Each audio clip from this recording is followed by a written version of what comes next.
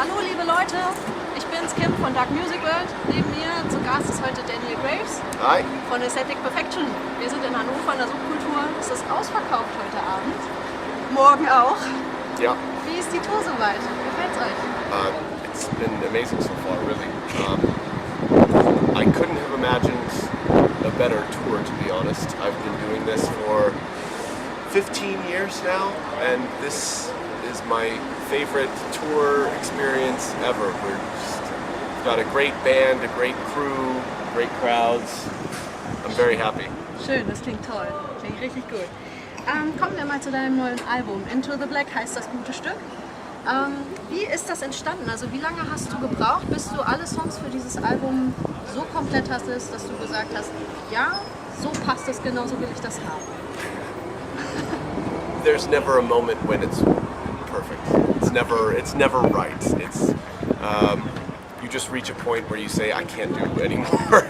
It's okay. Unfortunately you just give up at some point, but that's a good thing. I think when you realize that there's nowhere else to go, even though you think, oh, there must be more that can be done, you are out of ideas or energy, and you just have to say it's time to be done. And I think that's a problem that a lot of people have when they're creative. They never stop. You know, at some point you have to say enough. Okay. But I'm always writing music, so some of these songs are 4 years old, some of these songs are 6 months old. So, but I think I sat down with a collection of 20 songs and I said, I'm going to finish as many as I can and choose the best 10. And I said that process would take 4 weeks, and it took 4 months. Ja, ein bisschen verschätzt, aber umso besser. Ich meine, es soll ja auch wirklich erst alles fertig sein, wenn man so weit wie es geht zufrieden ist mit dem, was man aufgenommen hat. I've never been as satisfied with an album as I am with this one. Oh, cool. Yeah. Cool. Das freut mich zu hören. Ich finde das Album spannend. Es ist anders als alle anderen und das finde ich toll, dass ihr euch wieder weiterentwickelt habt. Fangen wir mal mit dem ersten Song an. Wie kam das, dass ihr mit Richard Kruspe zusammengearbeitet habt? Ich habe gehört, das war so ein Last-Minute-Ding. Yeah. I wrote the song with a friend of mine from a metal band called Endolmith Rock. His name's Mick. He's produced bands like Motionless in White, and we wrote the song. And then I had my friend Jinx from Black Veil Brides play the guitars. Yeah. The song was finished.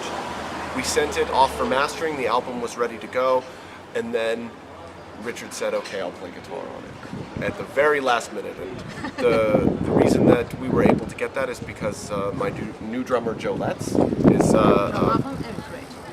is the drummer from Emigrate and very close friends with Richard Kruspe. So this was very, very kind of him. I never believed it would happen, but he did it. He did an amazing job, and we spent something like the last 72 hours, before the album was finished, like just working late nights, just trying to figure out, because every guitarist has a different style and sound, so we'd already had the whole mix finished, and we had to change everything to fit Richard, which is totally worth it.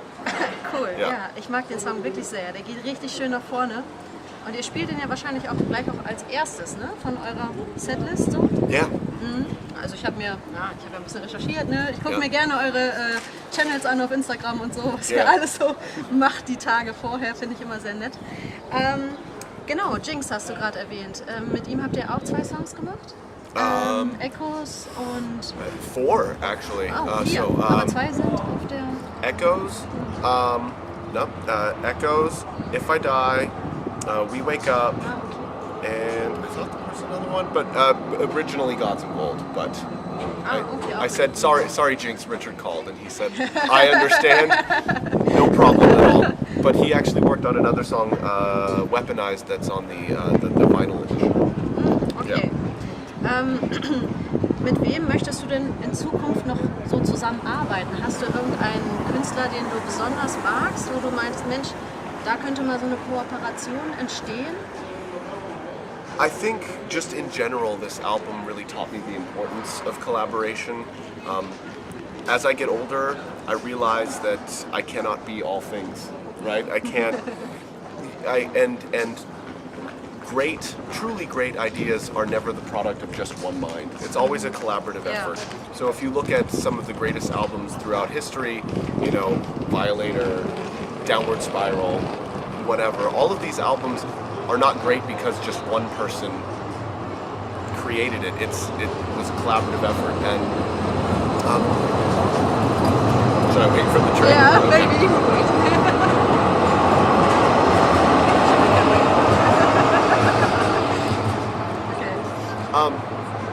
And it really inspired me to be as collaborative and open as possible. So I don't know what the future will bring. Of course, there are dozens, if not hundreds, of producers and songwriters that I respect and would love to work with. But I think I'm just going to kind of let life just kind of run its course, and whoever comes into my life at the right moment, I will collaborate with, and I'm sure great things will come. Ja, cool. Du machst ja auch wirklich alles selbst. Du machst die ganze Musik selbst, das ganze Management, den Merchandise glaube ich auch, ne? I don't print it myself, Ja, but aber du entwirfst das Ganze. yeah, but I work with designers because I'm really bad at design. Ah, okay. Yeah. Warum sind denn keine Boys allowed in deinem Song? The song is kind of about my experience growing up with a father figure that expected me to be a man. And I was, a skinny little goth kid, and he was a big bodybuilder, and I was always being told to man up, to be something that I wasn't, and so I thought it would be funny to make this sort of song title, because there's also a thing in America where like girls clubs say there's no boys allowed, and so I thought it would be a little bit. Okay. I thought it would be just a little bit cheeky to write a song about my experience of trying to exist in a world that wants me to be a man I cannot be, but then also, this kind of girls club idea. So it's just it's both humorous and serious at the same time, which I think kind of is a perfect representation of my personality, serious and humorous. Ja, das Video spricht ja auch für sich. Yeah. Ne? Das finde ich toll, finde ich richtig gut. Thank you. Was ist denn dein persönlicher Lieblingssong auf der neuen Platte? Hast du da einen? It's hard to say. It's like choosing your favorite child, right? Ja, das stimmt. As a parent, it's like, who do I Oder love the most? anders vielleicht gefragt, welchen Song spielst du am liebsten live von der neuen CD? Wickedness. Wickedness. Yeah, I think that's just a song that really works well, even for people that are not familiar with it. It just is kind of very immediate. I think one of the songs that means a lot to me is Supernatural and Morning Doves, just because they're very sort of personal stories. But really, I think overall, I'm pretty proud of everything on the album. Oh, no, das könnt ihr gerade nicht sehen, aber Joey macht gerade ein Foto und stalkt us während des Interviews. Wie kommen dir denn deine Ideen, wenn du Songs schreibst? Bist du dann schlafend, wachst auf und sagst, oh mein Gott, ich muss es sofort aufnehmen, sprichst das aufs Handy oder beim Autofahren? Oder? It comes in every way. Inspiration just comes at all moments of the day, in all situations. Driving, waking up in the middle of the night, sitting in the studio. It just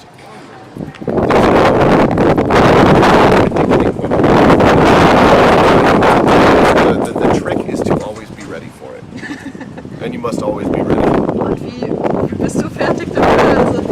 Also hast du immer dein Handy dabei und dann gleich, wenn dir was einfällt, singst du dann ins Handy oder schreibst du dir? Yeah. I make audio recordings on my phone, or I have hundreds of notes on my phone. I have a real notebook. I also have a bowl, full of individual words that I printed and cut out, and if I'm looking for inspiration, I mix up the bowl, I dump it out, and I string words together, and when something clicks, you say, okay, that takes me somewhere new.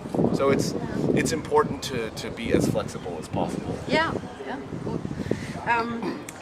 Wenn du im Studio sitzt, was oder wie muss die Atmosphäre im Studio sein, damit du dich wohlfühlst und auch wirklich produktiv sein kannst? I think a lot of people just imagine like studio work as being something that is esoteric or has to be the perfect mood or something like this. It really doesn't work that way, at least for me. Inspiration comes, but the difficult thing is turning that inspiration into something that's finished, right? And that is not something that is very spiritual, esoteric, fun. It's a lot of hard work, and it's mostly just sitting there trying to solve musical problems. So I try to have a nice kind of vibe in my studio. I light incense and I have, low lights and stuff like that. But I'm not really focusing on that stuff because I'm too busy being angry, screaming, why doesn't this work? What is this? Or looking up, crying, looking up, music theory in books or on the internet. Like, how do I solve this problem? Because I think a lot of musicians cannot get past the inspiration stage, and because the inspiration stage is fun, but the work to complete the inspiration is not fun, and it's really hard. Das stimmt. Ja. Das stimmt. Und das ist wirklich so. Glaubt ihm das? Ich weiß, wovon er da spricht. Als du Elliot und Joey das erste Mal getroffen hast, was hast du von den Typen gehalten, als sie vor dir standen? Wir warten noch mal kurz auf die Straßenbahn. Ja.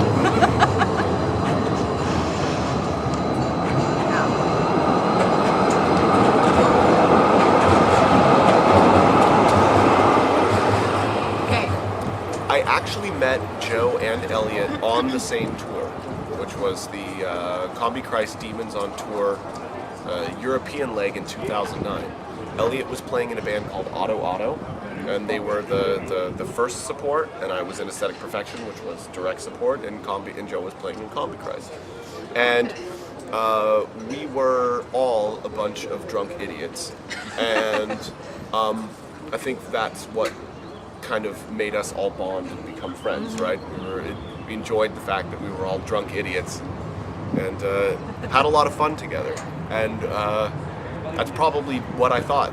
Hey, a Swedish drunk idiot. Hey, another American drunk idiot. Let's all be drunk idiots.